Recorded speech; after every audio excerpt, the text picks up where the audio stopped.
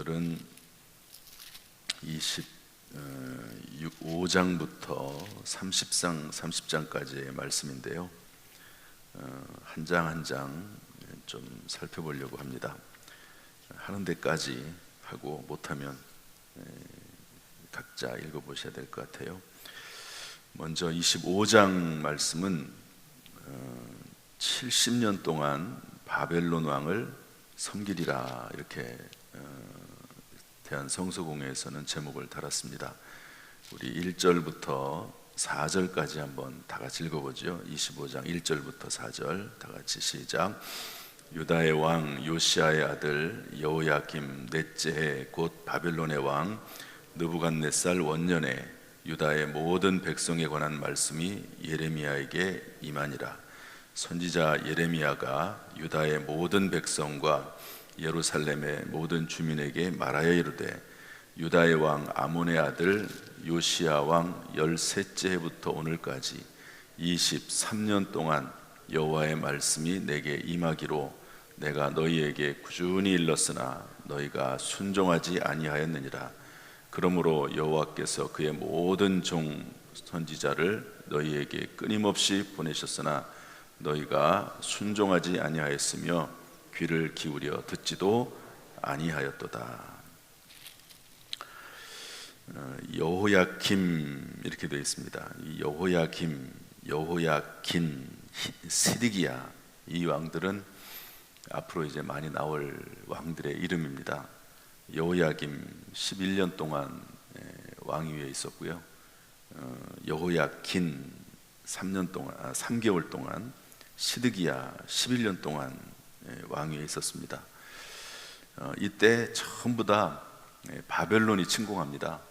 그래서 여호야김 왕 때 포로로 잡아가고 여호야긴 왕 때 포로로 잡아가고 두 번째는 이 여호야긴 왕까지 끌고 갑니다.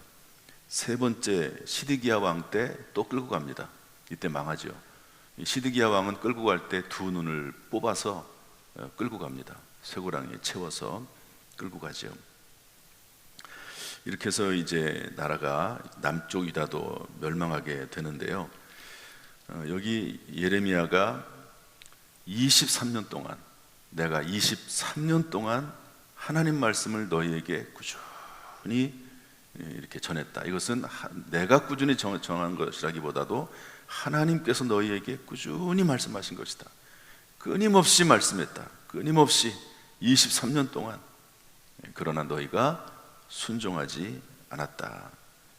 그래서 너희에게 심판이 임한다. 그래서 그 심판은 뭐냐?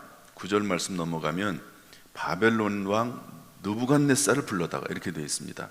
9절 보라 내가 북쪽 모든 종족과 내 종 바벨론의 왕 느부갓네살을 불러다가 이렇게 되어 있거든요. 그래서 하나님은 끊임없이 저와 여러분에게 오늘날도 말씀하시는 하나님이십니다. 우리가 잘 아는 이 삼풍백화점 무너졌지요. 또 성수대교도 무너졌습니다. 그런데 나중에 뭐라고 얘기하냐면 끊임없이 징조가 있었다. 끊임없이 이런 대형 사고가 일어날 때는 엄청난 많은 사인들, 징조들이 계속해서 나오게 돼 있다. 사람들이 그것을 망각하고 무시하고 받아들이지 않고 이러기 때문에 결국에는 무너진다 하는 거거든요. 그래서 끊임없이 경고하시는 하나님에 대해서 오늘 말씀을 하고 있습니다. 혹시 하나님께서 우리들에게 끊임없이 말씀하시고 계시는 하나님의 음성이 있지 않습니까? 오늘 이 시간에 그 하나님의 음성을 우리가 귀담아 듣는 시간 될 수 있기를 주님의 이름으로 축복합니다. 그리고 나서 11절에 넘어가면요, 우리 11절 12절도 한번 읽어보겠습니다. 11절 12절 다 같이 시작. 이 모든 땅이 폐허가 되어 놀랄 일이 될 것이며 이 민족들은 70년 동안 바벨론 왕을 섬기리라. 여호와의 말씀이니라. 70년이 끝나면 내가 바벨론 왕과 그의 나라와 갈대아인의 땅을 그 죄악으로 말미암아 벌하여 영원히 폐허가 되게 하되. 이스라엘 백성들이 순종하지 않으니까 이 바벨론이라고 하는 나라를 일으켜서 이스라엘을 심판하시고 징계하십니다. 얼마 동안이요? 70년 동안. 70년이 차면 이스라엘은 회복시키시고, 그리고 그 바벨론을 하나님께서 징계하시고 심판하시는데, 그 죄악으로 말미암아 심판하게 될 것이다, 이렇게 알려주고 있습니다. 그래서 하나님의 계획이 이렇게 쭉 진행이 되는 거죠. 그러면서 이 15절로 넘어가면 하나님께서 예레미야에게 진노의 술잔을 받아가지고 모든 나라들에게 그 술잔을 따라줘라, 이렇게 하나님께서 명령합니다. 이번에 이 예레미야서 말씀을 25장부터 30장까지 쭉 읽으면 이런 생각이 들 정도입니다. 야, 하나님께서 예레미야에게 너무 심한 말씀을 하신다, 너무 심한 것을 요구하신다, 이런 생각이 들 정도입니다. 이 진노의 술잔이 뭐냐면요, 술을 가지고 나라들을 다 돌아다니라는 거예요. 그리고 나서 왕에게 찾아가든지, 대부분 왕에게 찾아가겠죠. 그러면 거기에다가 그 왕들에게 진노의 술잔을 이렇게 따라주면서 뭐라고 말하면, 너희들은 비틀거리고 미친 듯이 행동할 것이고, 취하고 토하고 엎드려져서 다시는 일어나지 못할 것이다, 이렇게 얘기를 하라는 거예요, 하나님께서. 여러분 한번 생각을 한번 해보십시오. 우리나라의 어떤 분에게, 여러분 각자가 될 수도 있고, 북한에 가서, 러시아에 가서, 미국에 가서 진노의 술잔을 대통령에게, 수상에게 따라주면서, 당신네 나라는 이 진노의 술잔을 받아먹고 취할 것이고, 그리고 토할 것이고 엎드러질 것이고 다시는 일어나지 못할 것이다, 이렇게 말한다고 한번 생각을 한번 해보십시오. 그러면 좋아할 왕이 누가 있겠습니까? 어떤 왕은 당장 잡아 죽일 겁니다. 그런데 그렇게 하라는 거예요. 또 예레미야는 또 그렇게 합니다. 또 그래서 예레미야 1장에 보면 뭐라고 말씀하시냐면, 하나님께서 무슨 말을 내가 너에게 전하든지 다 말하든지 다 전달을 해라, 그러나 내가 너를 지켜주겠다, 그렇게 말씀하고 계시거든요. 이런 요구들을 하나님께서 하십니다. 철저히 하나님의 말씀 앞에 순종하면서도, 하나님 말씀하시니까 안 할 수가 없어요. 그래가지고 또 그 말씀을 전하면 또 엄청난 어려움을 당합니다. 매맞고 감옥에 갇히고 죽이려고 하고 하는 그런 일들이 많이 나오는 거죠. 그래서 지나간 내용이긴 하지만은요, 이런 말씀이 예레미야서에 나오는데, 이 말씀을 한번 좀 보고 지나가도록 그렇게 하겠습니다. 어떤 말씀을 하냐면, 예레미야가 하나님 앞에 얘기해요. 찾아보지는 않겠습니다. 얘기하기를, 내가 너무 이 일이 고통스러워서 전하지 않으려고 마음을 굳게 먹는데, 굳게 먹으면 내 마음속에서 주체할 수 없는 그런 마음이 생겨서, 이 전하지 않고서는 견딜 수 없는 마음이 생겨서 이 하나님의 말씀을 전하지 않을 수 없다라고 하는 그런 말이 나옵니다. 그러니까 그 속에서부터 하나님 말씀을 전해야 되겠다고 하는 그런 강렬한 그런 마음들이 막 생겨나는 거예요. 물론 그것도 하나님이 주시는 마음이겠죠. 그래서 또 말씀을 전하고 또 말씀을 전하고, 그러면서 또 고통을 당하고 매를 맞고 감옥에 갇히고 죽을 고비를 견디고, 이러면서 예레미야의 사명을 끝까지 감당해 나가는 것을 볼 수가 있습니다. 이게 마치 저나 여러분의 사명과도 같은 것 같아요. 여러분, 이 예레미야의 사명이 그렇습니다. 참 고통스러운 사명입니다. 저나 여러분, 오늘 새벽기도 나올 때 어떤 마음으로 나오셨습니까? 오늘 보니까 어제 박상원 전사님이 감기 몸살에 걸렸다고 아침에, 어제 밤에 오후에 얘기해서 병원에 갔다 온다고, 그러라고 잘 다녀오라고 얘기했더니 오늘 상태가 좀 안 좋은가 봐요. 마스크 쓰고 나와가지고 하는데, 얘기를 했으면 내가 대신 사회를 봤을 텐데 그런 얘기도 안 하고 끝까지 사명을 감당하려고 그러지 않았나, 이런 생각도 듭니다. 어쨌든 쉽지 않습니다. 하나님의 이 사명을 감당하는 게, 여러분들이 새벽에 나와서 기도하는 게 물론 쉬운 분들도 있겠죠. 아침에 나는 잠이 없어. 그런데 그런 분들은 제가 볼 땐 거의 없다고 생각을 합니다.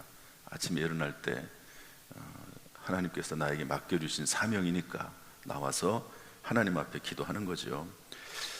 이런 삶이 제가 볼 때는요, 주님 부르시는 그 순간까지 이어지지 않을까 이런 생각이 듭니다.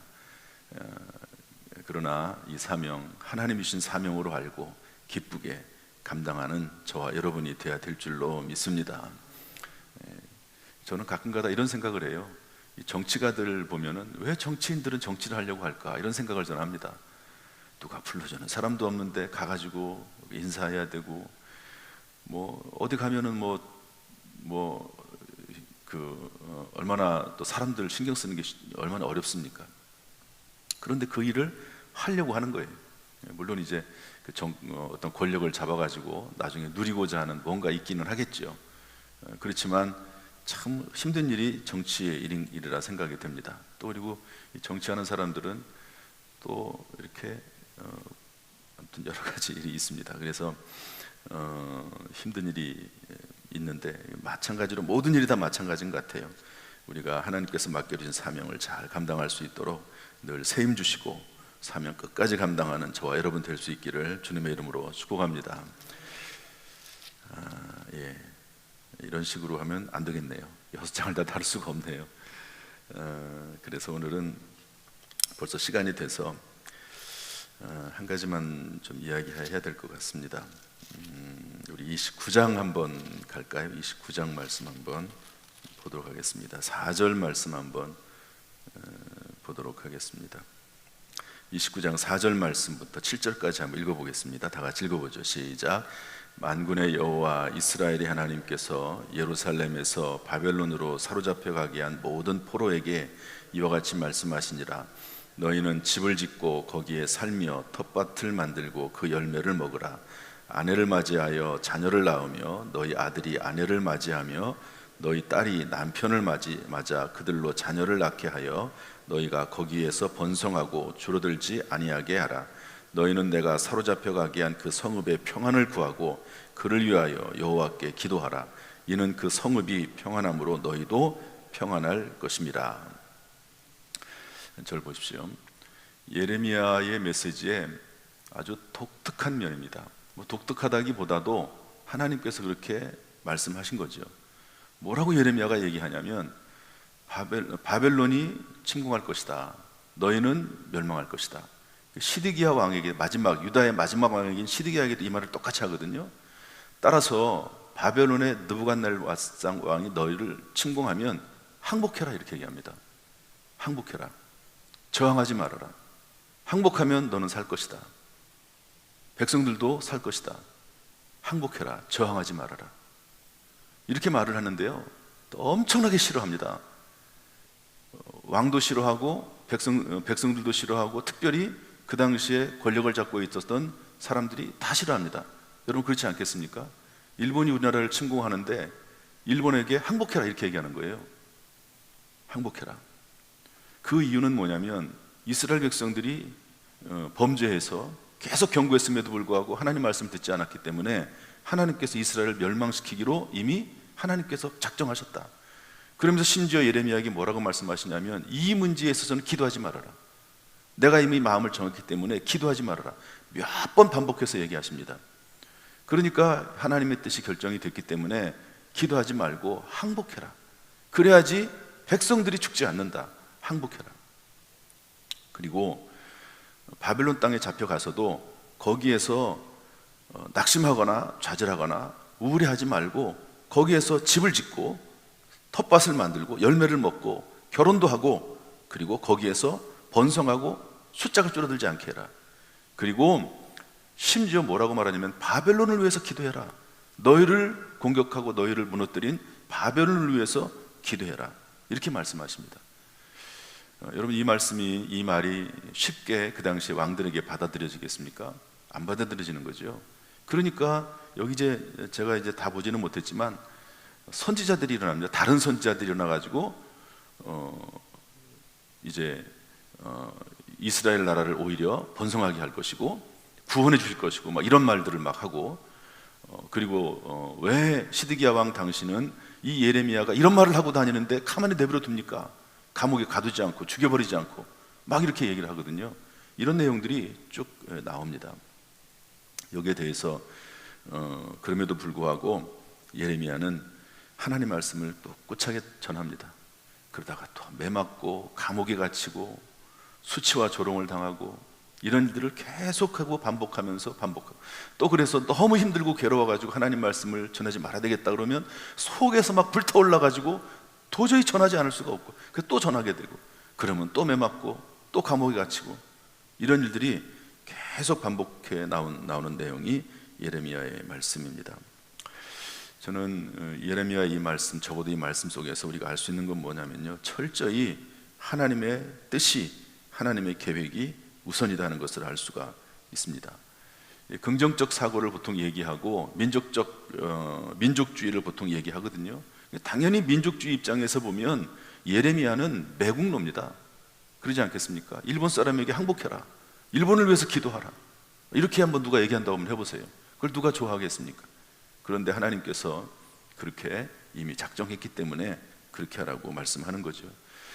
무슨 우리나라가 멸망할 거냐? 아니다, 우리에게는 희망이 있다, 소망이 있다, 긍정적 사고를 가지고 살아야지 어떻게 그런 말을 할 수 있느냐, 그렇게 말할 수도 있습니다. 그런데 하나님께서는요 이미 마음을 정했어요. 하나님의 크신 계획과 섭리 가운데서 이 말을 듣고 예레미야는 그게 아니다, 하나님의 뜻에 순종하는 것이죠. 그래서 하나님의 뜻이 우선이라고 하는 것을, 어떤 상황과 조건 가운데서도 하나님의 뜻이 우선이라고 하는 것을 예레미야는 계속해서 강조하고 있는 것이죠. 한 가지 이제 예레미야가 얘기하는 내용이 있습니다. 그게 뭐냐면 예레미야 29장 10절부터 13절 말씀인데요, 이 유명한 말씀이 여기에서 나오는 겁니다. 한번 읽어보겠습니다. 예레미야 29장 10절부터 13절 다 같이 시작. 여호와께서 이와 같이 말씀하시니라. 바벨론에서 70년이 차면 내가 너희를 돌보고 나의 선한 말을 너희에게 성취하여 너희를 이곳으로 돌아오게 하리라. 여호와의 말씀이니라. 너희를 향한 나의 생각을 내가 하나니 평안이요 재앙이 아니니라. 너희에게 미래와 희망을 주는 것이라. 너희가 내게 부르짖으며 내게 와서 기도하면 내가 너희들의 기도를 들을 것이요 너희가 온 마음으로 나를 구하면 나를 찾을 것이요 나를 만나리라. 여러분, 이 말씀 얼마나 유명한 말씀입니까? 그런데 이 말씀이 어디서 나오냐면 이스라엘의 멸망을 선포하고 70년 동안 포로로 잡혀갈 것이며 그때 하는 말씀입니다. 이 70년 동안 기도하라는 겁니다. 70년 동안 하나님의 약속의 말씀이 이미 선포됐기 때문에 70년이 되면 돌아올 것은 확실하다. 그러나 너희들도 해야 될 일이 있는데 그게 뭐냐면 기도하라는 거예요. 70년 동안 끊임없이 기도하고 그 날이 찰 때까지 기도하고 부르짖으면 내가 너를 만나줄 것이고 찾을 것이고 그리고 하나님의 그 뜻이 이루어질 것이다. 또 하나님께서 그렇게 할 수 있도록 기도하는 마음을 주시는 것이죠. 그래서 다니엘은 바벨론에 잡혀가서 거기에서 하루에 3번씩 끊임없이 기도하지 않습니까? 하나님의 생각은 재앙이 아니다. 비록 지금 너희들이 이런 어려움을 당하고 70년 동안 포로 생활을 하기는 하지만 결코 재앙이 아니다. 너희에게 미래와 희망을 주는 것이고 그리고 너희 민족을 다시 새롭게 해서 그루터기를 남겨둬서 그 그루터기에서 새싹이 돋아나게 하고 새살이 돋아나게 하기 위해서 내가 그렇게 하는 것이다 라고 하는 말을 이미 성경에서 하고 있습니다. 그루터기라는 말, 새살이 돋아나게 하겠다, 새 영과 새 마음을 주겠다 하는 말들을 이미 성경에서 하고 계신 것이죠. 우리가 때때로 어려운 일이 있을 수가 있죠. 그러나 하나님의 큰 그림 가운데 결코 그것은, 하나님의 생각은 재앙이 아니고 평안이다, 미래와 희망을 주는 것이다 라고 말씀하고 있습니다. 우리가 기도하고 있는 한, 부르짖어 기도하는 한, 하나님의 말씀 안에 거하는 한 하나님은 우리에게 반드시 미래와 희망을 주시는 것이 하나님의 뜻인 줄로 믿습니다. 오늘 이 시간 우리가 이것을 위해서 나왔습니다. 물론 자기 자신을 위해서 이렇게 기도해야 되지만 나라 민족을 위해서, 여기 철저히 사실은 나라 민족을 위한 기도거든요. 나라를 위해서 기도하고 자신을 위해서 기도하고 자신을 위해, 자녀들을 위해서 기도하면 하나님의 뜻은 결코 재앙이 아니다. 지금 환난당하는 그 환난이 하나님의 뜻이 아니다. 하나님의 계획은 평안이고 미래와 희망이라고 말씀해주고 있습니다. 이 하나님의 말씀을 믿고 또 하나님을 믿고 살아나가는 오늘 하루가 될 수 있기를 주님의 이름으로 축복합니다. 이 한 가지는 얘기하지 않을 수 없어서 이야기하겠습니다. 30장 24절 말씀 다 같이 읽어보겠습니다. 30장 24절 말씀 다 같이 읽어보죠. 다 시작. 여호와의 진노는 그의 마음에 뜻한 바를 행하여 이루기까지는 돌이키지 아니하나니 너희가 끝날에 그것을 깨달으리라. 제가 목회를 하면서도 그렇고 성도들의 삶을 볼 때요, 하나님은 끝까지 막다른 골목까지 몰아가시는 때가 종종 있습니다. 막다른 골목까지.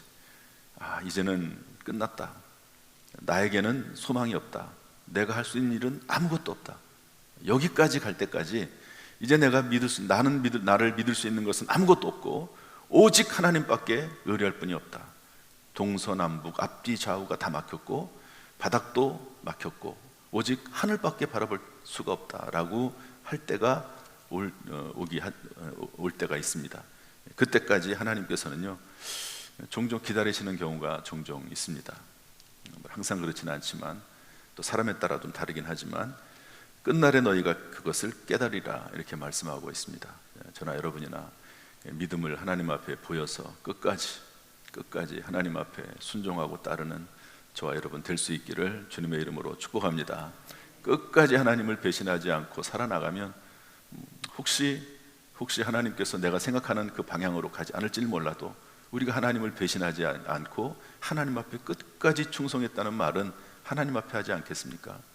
여러분, 어떤 일이 있어도 하나님을 배신하거나 하나님을 원망하거나 또 하나님을 떠나서 다른 길로 가지 않고 하나님을 끝까지 따르는 가운데 하나님의 약속이 반드시 이루어지는 저와 여러분의 삶이 되기를 주님의 이름으로 축복합니다.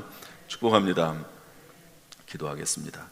하나님 아버지, 오늘 예레미야 말씀을 주시니 감사합니다. 예레미야의 모습을 봅니다. 하나님 말씀을 전하면서 엄청난 고난과 고통과 또 수치와 모욕과 매를 맞고 감옥에 갇히고 죽을 고비를 넘기지만 하나님의 말씀을 증거하는 것을 봅니다. 하나님 말씀을 안전하려고 해도 속에서부터 불타오르는 무언가가 있어서 타오르는 것 때문에 다시 말씀을 전할 수밖에 없는 그런 모습을 봅니다. 주여, 오늘도 이 새벽에 주님의 귀한 사명 감당하기 위해서 나왔사오니 그 수고를 다 기억하여 주옵소서.